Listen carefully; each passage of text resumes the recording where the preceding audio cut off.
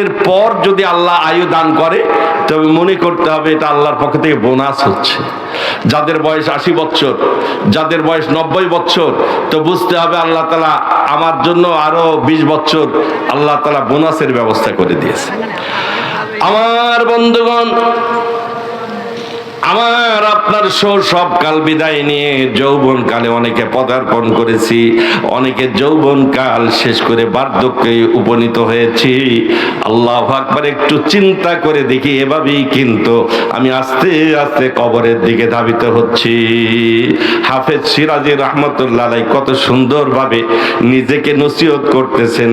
বিষ্ণু হাফেজ বতু গোয়াম কে গুলতা জানমি মানাত, বিষ্ণু হাফেজ বতু গোয়াম কে গুলতা জানমি মানাদ, আগার মানাদ সবে মানাদ সবে দিগার নমি মানাদ, গোলাজ গুলশন জুদা গস্তা তরু তাজা নমি মানাদ, আগার মানাদ সবে মানাদ সবে দিগার নমি মানাদ, হমেশা ইজ্জতে মেহমা বে খানা নমি মানাদ, আগার মানাদ সবে মানাদ সবে দিগার নমি মানাদ, হেজাবে নৌ আরু সাবার দরে সৌহার নমি মানাদ, আগার মানাদ সবে মানাদ সবে দিগার নমি মানাদ।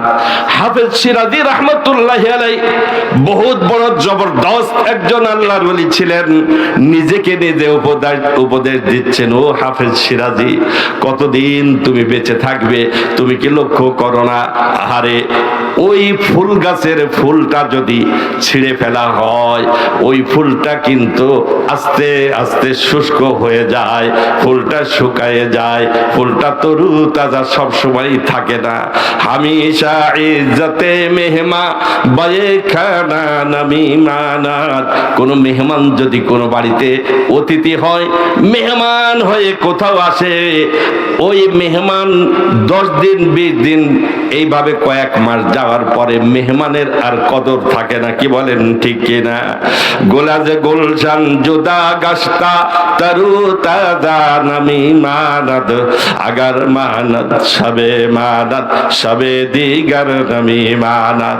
হাফেজ সিরাজি রাহমাতুল্লাহি আলাইহি নিজেকে বোঝাচ্ছেন, ও সিরাজি, তোমার শৈশব কাল বিদায় নিয়ে চলে গেল, যৌবন কালের ফুলটা গাছের থেকে ছিঁড়ে ফেলা হয়েছে, কয়দিন পরে তোমাকেও তোমার জানটা তোমার থেকে পৃথক হয়ে যাবে। সেদিন ওই কবরের জিন্দেগিতে একমাত্র নেক আমলের পুঁজি ছাড়া কিছুই সাথে যাবে না।